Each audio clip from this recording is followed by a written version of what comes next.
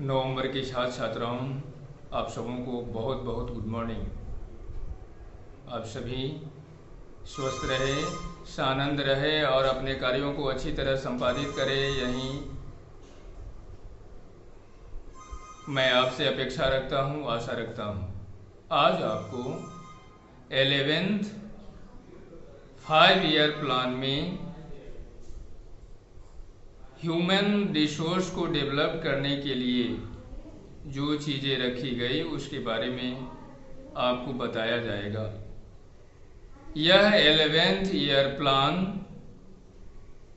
पूरी तरह से समर्पित था हायर एजुकेशन के लिए, क्योंकि भारतवर्ष में प्रायः उच्च शिक्षा के लिए छात्रों की संख्या में कमी आती जाती गई।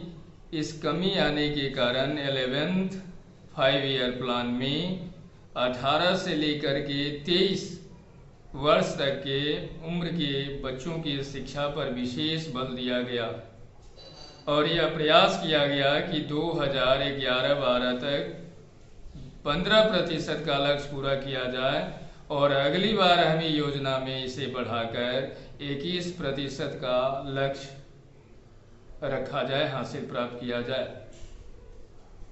इसके लिए 11th 5 ईयर प्लान में दूरगामी योजनाओं को समेकित किया गया।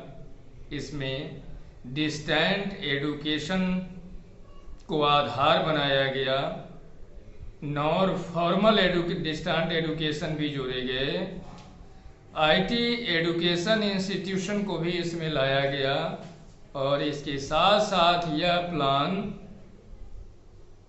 हायर एजुकेशन में बच्चों की एनरोलमेंट बढ़े, इस पर भी विशेष रूप से ध्यान दिया। इस प्लान के द्वारा उच्च शिक्षा में क्रमशः वोकेशनल जो एजुकेशन है उसमें छात्रों की अभिरुचि बढ़ाने का प्रयास किया गया और छात्रों की एनरोलमेंट को बढ़ाने का प्रयास किया गया और इसके लिए देश के अंदर बड़े बड़े कॉलेज और यूनिवर्सिटी की स्थापना भी की गई। इस तरह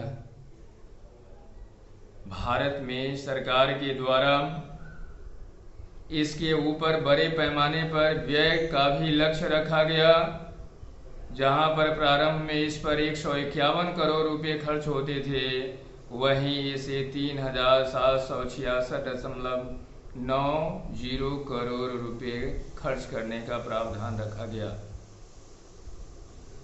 इसी क्रम में ह्यूमन रिसोर्स का विकास करने के लिए सर्व शिक्षा अभियान को बल दिया गया, जो 2000 में आया।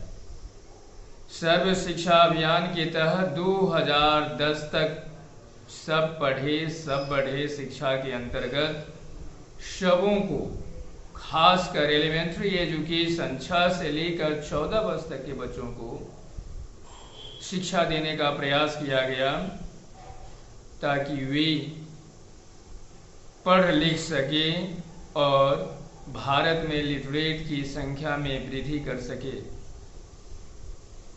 इसके लिए सरकार के द्वारा राज्य सरकारों के साथ मिलकर केंद्र सरकार ने सर्व शिक्षा अभियान को जोर शोर से चलाया और कोई भी न छूटे, हर बच्चा पढ़े, 6 से 14 वर्ष तक की उम्र वाले, ऐसा प्रावधान किया गया और इस सर्व शिक्षा अभियान के माध्यम से एलिमेंट्री एजुकेशन को यूनिवर्सलाइज करने का प्रयास किया गया।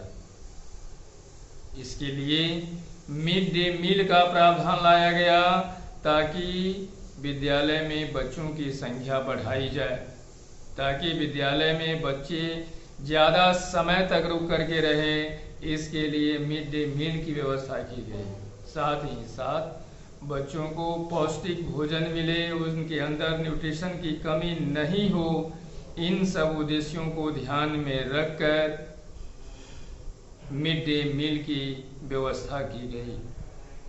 यह मिड डे मील के माध्यम से भी भारतवर्ष में लिटरेट यानी पढ़े लिखे लोग की संख्या बढ़ाया जाने का प्रयास किया गया।